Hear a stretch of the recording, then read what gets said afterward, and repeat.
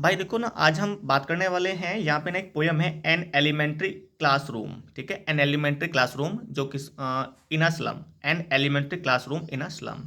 इसको किसने लिखा है भाई? स्टीफन स्पेंडर ने लिखा है। यूनिट 15 है ये, और अगर आप एमपी पीजीटी की तैयारी कर रहे हैं तो भाई उसी के सिलेबस में ये दी हुई है। स्टीफन स्पेंडर का जन्म कब होता है भाई? 1909 में होता है, और यहाँ पे जो इनकी डेथ होती है वो 1995 में होती है। कहाँ पे होता है इनका जन्म? इन किंगस्टन में होता है। देखो भाई, अगर आप वीडियो में बने रहेंगे ना, आपको इसमें बहुत कुछ इंपॉर्टेंट मिलने वाला है। आपको वो सब एग्जाम पॉइंट्स मिलने वाले हैं जो आपने अपनी वीडियो में लिखे भी नहीं है, राइट? तो वीडियो में बने रहिएगा। ये मेरी खुद की नोटबुक है, उसको मैं आपके साथ में शेयर कर रहा हूँ। अब यहाँ पे ना कुछ बायो से रिलेटेड कुछ इंपॉर्टेंट पॉइंट्स है। देखो भाई, ये पोइट भी थे और एसेइस्ट भी थे। इनका जो कीन इंटरेस्ट था ना, वो किस में था भाई? पॉलिटिक्स में था, सोशलिस्ट में था, यानी कि ठीक है, और पैसिफिस्ट। आप देखो, लेफ्ट ऑक्सफोर्ड विदाउट डिग्री। इन्होंने पता है ऑक्सफोर्ड यूनिवर्सिटी से पढ़ाई की है, और बिना डिग्री लिए वहां से छोड़ के चले आए।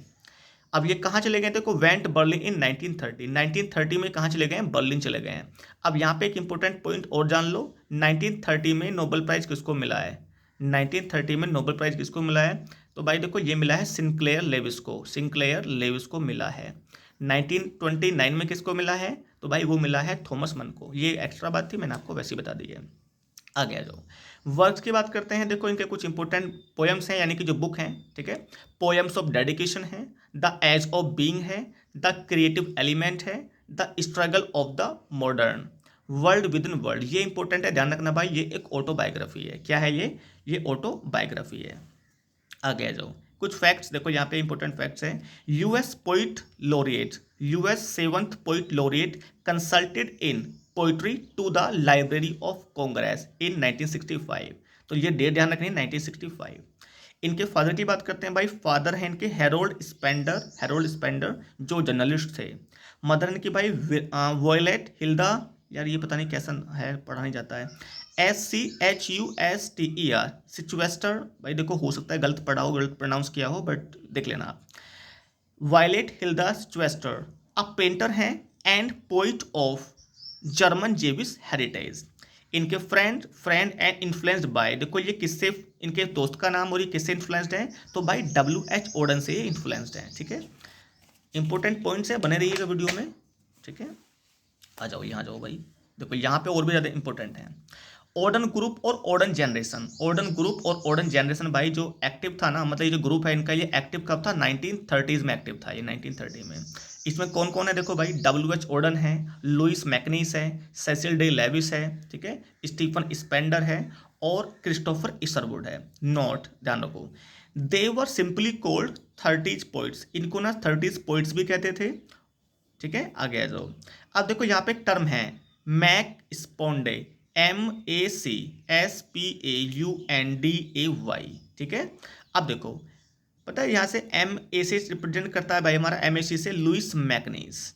SP से हमारा क्या रिप्रेजेंट होता है? Stephen Spender. PAUN से होता है WH ओडन, और DAY से भाई हमारा होता है, देखो कहाँ गया वो, सेसिल डे लेविस। अब ध्यान रखो, पता है ये जो पोइट्स थे ना, देखो उस समय पे ना इंग्लैंड में दो पार्टी थी, विग एंड टोरीज। तो ये जो पोइट्स थे ना, ये विग पार्टी से बिलोंग करते थे, WHIG, विग पार्टी से बिलोंग करते थे। और उनको क्या नाम दिया गया था भाई? पोइट्स ग्रुप, या फिर पाइलन पोइट्स, पिंक पोइट्स भी इनको कहते थे। अभी इस सब जानकारी को आगे देखेंगे, अभी हम आ जाएगी। Not MacSpaunday name was given by Roy Campbell. ध्यान रखो भाई, इंपॉर्टेंट है ये, हो सकता है कि आपको ना पता हो, मतलब यार पता होगा वैसे तो आपने पढ़ा है, बट अगर नहीं पता है तो भाई फिर तो अच्छी बात है, आपको पता लग रहा है। और भाई देखो, ये जो मेरी वीडियो है, या जो मैंने आपके लिए ये लिखा है, सब कुछ जो मैंने अपनी नोटबुक में लिखा है, तो भाई यार एक बार बता देना कैसा है ये सब, मतलब एक यही उम्मीद होती है आप लोगों से। बाकी वीडियोज़ आप देखते हैं, अच्छा लगता है, और आप उस पर कमेंट भी करते हैं, लाइक भी करते हैं, बट देख लेना यार, अगर आपको सूटेबल लगे तो, है ना। आ जाओ, तो भाई ये जो टर्म है ना, MacSpaunday name was given by Roy Campbell in his. अब देखो, ये जो टर्म है ना मैक स्पॉन्डे, इसको दिया है किसने? रॉय कैंपबेल ने दिया है। कहाँ पे दिया है? इनका एक वर्क है, टॉकिंग ब्रोंको, टॉकिंग ब्रोंको 1946 में। ठीक है, अब देखो, the term was use as synonym as. अब पता है जो मैक स्पॉन्डे के सिनोनिम के रूप में, मैक स्पॉन्डे के सिनोनिम के रूप में अभी देखो मैं आपको कुछ रेफरेंस देता हूँ। देखो, आपका ना एक चैप्टर है जिसका नाम है अ ट्रूली ब्यूटीफुल माइंड्स। ठीक है, जिसमें जो बात की गई है वो उनकी की गई है, यानी कि जिनको 1921 में नोबेल प्राइज मिला है उसमें।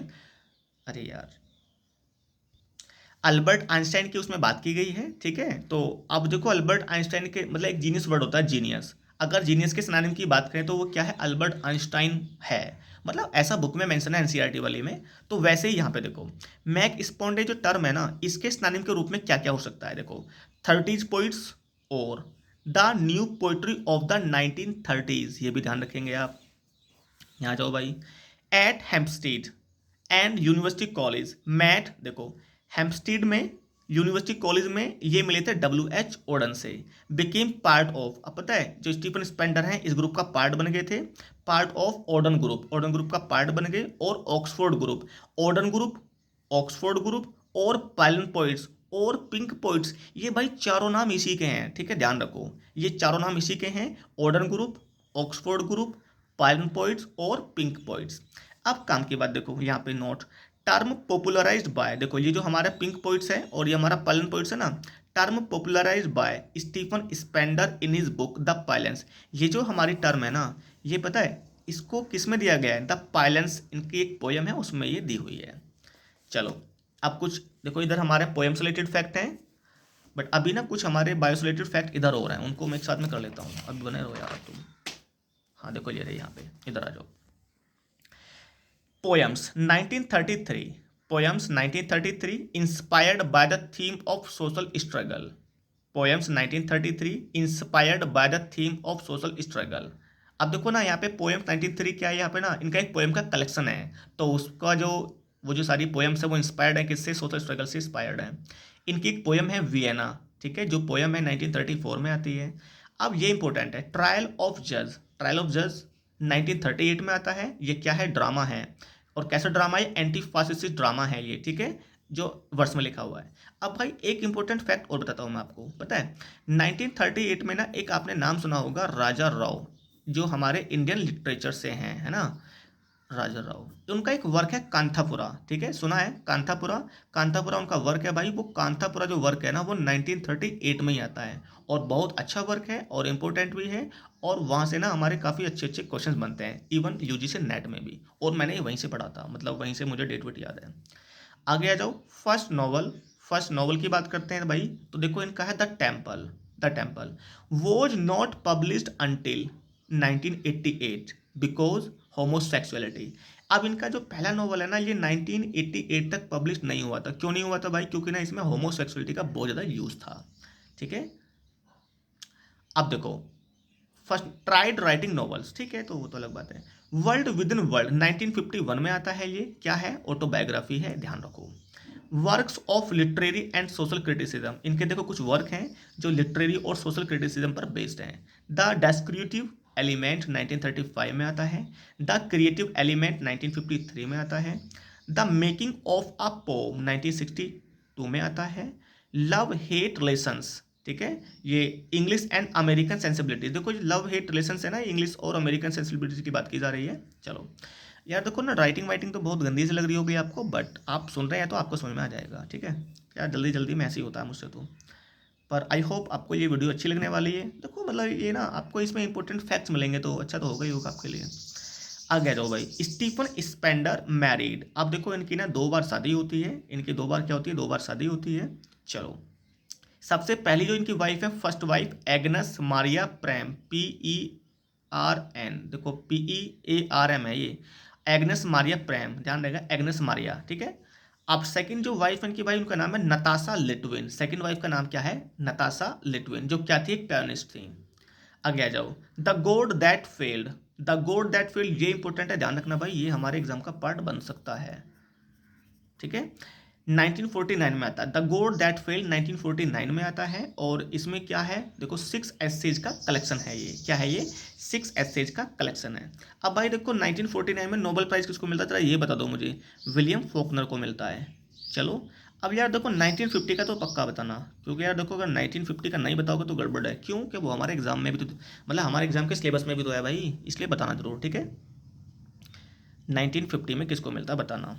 चलो editor of Horizon magazine from 1939 to 1941। अब देखो एक मैगजीन है जिसका नाम है होराइजन, होराइजन मैगजीन, ये उसके एडिटर रहे हैं, कब से कब तक, 1939 से 1941 तक रहे हैं।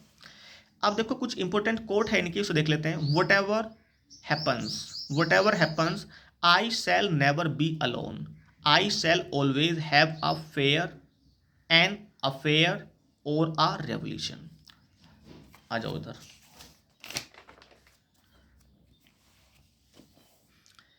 चलो मेजर वर्क्स की बात करते हैं तो देखो इनका ना पोएम्स 1934 में आती है, वियना 1934 में है, ये 1933 1934 दोनों डेट मिल जाती हैं।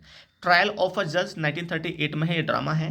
द एज ऑफ बीइंग 1949 में, वर्ल्ड विद इन वर्ल्ड 1957 में, और भाई द गवर्नर द जेनरियस डेज 1969 में, लव हेट रिलेशंस 1974 में, द 30s एंड आफ्टर ये 78 में आता है, यानी कि 1978 है। कलेक्टेड पोएम्स 1928 से 1935 के बीच में है, और डॉल्फिन्स 1994 में है। ठीक है, अब हम बात करते हैं हमारे जो फैक्ट हैं, जो पॉइंट्स हैं पोएम वाले। आ जाओ यहाँ। अब पोएम है हमारी an elementary school in a slum. देखो इसमें जो इसके थीम्स की बात करते हैं, थीम्स क्या है देखो भाई, इसमें social inequalities which are prevailing in society, एक थीम तो ये होगी। दूसरी क्या है भाई, क्लास इनइक्वालिटीज की भी बात की गई है इसमें। ओपनिंग लाइंस क्या है, far far from gusty waves these children's faces like rootless weeds, the hair torn round their pallor. ठीक है, चलो पिक्चर्स की इसमें ना देखो 2-3 इमेजरी दी हुई हैं, पिक्चर्स दी हुई हैं। शेक्सपियर का हेड दिया हुआ, ध्यान रखना पड़ेगा हमें। टायरोलीज वैली दी हुई है जो कहाँ पे है, ऑस्ट्रिया में है। और ओपन हैंडेड मैप जो वर्ल्ड मैप को बताता है। ठीक है, आगे आ जाओ। श्योरली शेक्सपियर इज विक्ड, ये फ्रेज है इसमें। The map is a bad example. ठीक है, with ships and sun and love tempting them to steal. अब देखो यार वो ना भाई उनको वो जो वहाँ पे जो शेक्सपियर का हेड है या वहाँ पे जो बाकी मैप वगैरह लगे हुए हैं ना, उन बच्चों को ऐसा लग रहा है कि वो उसको चुराने के चक्कर में लग रहे हैं, उसको वहाँ चोरी करने के चक्कर में है। क्योंकि ना उसको वो बहुत ज़्यादा टेम्प्ट कर रहा है, क्योंकि उन्होंने ऐसी चीज़ देखी नहीं है। उनको नहीं पता है कि शेक्सपियर कौन है, उनको नहीं पता है कि वर्ल्ड मैप क्या होता है, क्योंकि वो ना इन चीज़ों के बारे में जानते नहीं हैं। Unless governor, inspector, visitor, this map becomes their window and those windows that shut upon their lives like catacombs। ये ना मैंने भाई यहाँ पे इंपॉर्टेंट लाइन्स लिखी हैं अपने हिसाब से, तो आपने पोएम्स तो पूरी पढ़ी होगी है ना। मैं तो अपने हिसाब से करा था, तो उस हिसाब से मैंने बता दी वीडियो। एंडिंग लाइन्स देखते हैं। Run azure on gold sands and let their tongues run naked into books, the white and green leaves open history there whose language is the sum। अब यहाँ पे सम का मतलब है एजुकेशन। तो भाई देखो यहाँ पे ना इस वीडियो में मैंने सिर्फ इतना ही बनाया है, और ये मुझे लगता है कि हमारे एग्जाम पॉइंट्स थे। भाई अगर मेरे आपको हैंड रिटन नोट्स अच्छे लगे हों तो मतलब अच्छे लगने का मतलब है कि अगर आपको इसमें फ्रूटफुल पॉइंट्स मिले हों, एग्जाम पॉइंट्स मिले हों, तो बाकी राइटिंग वाइटिंग से मतलब नहीं है। अगर आपको एग्जाम पॉइंट्स मिले हों तो भाई वीडियो को शेयर कर देना एक बार यार। ठीक है, और थैंक यू। और भाई हाँ यार, काम की बात मैं भूल जाता हूँ बार बार। देखो यार यूट्यूब पे ना, मतलब यूट्यूब पे नहीं, टेलीग्राम पे, वहाँ से आप ना वहाँ से ना आपको इसकी PDF मिलेगी, इसलिए मैं ऐसा बोल रहा हूँ। वहाँ पे आप सर्च करेंगे इंग्लिश लिटरेचर हेल्पर्स। ठीक है, इंग्लिश लिटरेचर हेल्पर्स। तो भाई वहाँ पे आप सर्च करेंगे तो आपको वहाँ पे मेरा चैनल मिलेगा, और वहाँ से आपको PDF मिल जाएंगी। अब आप में से बहुत सारे भाई कहते हैं कि यार आप नंबर दो अपना। भाई नंबर कुछ नहीं, उसमें ना एक काम करना, टेलीग्राम पे मुझे मैसेज कर देना जो भी आपको PDF वगैरह चाहिए, मैं आपको वहाँ पे पर्सनली शेयर कर दूंगा। ठीक है, इंग्लिश लिटरेचर हेल्पर्स। ठीक है भाई, और यार देखो वीडियो को ही लाइक करना है, शेयर करना है, एक अच्छा सा कमेंट करना है। ये देखो इसमें क्या है, ये देखो इस नोटबुक में यूनिट 15 का नोट्स है, 19 का है, 18 का है और 8 का है। इधर देखो यूनिट 20 है, यूनिट 14 है, ठीक से नहीं दिख रहा होगा आपको, यूनिट 13 है, यूनिट 14 है, यूनिट 15 है। यानी कुछ 15 का पार्ट इसमें है, कुछ 15 का पार्ट उसमें है। तो ज़्यादातर तो इसमें है, कुछ रह गया हुआ तो उसमें कर दिया मैंने। ठीक है भाई, चलो दोस्तों, थैंक यू एंड बाय।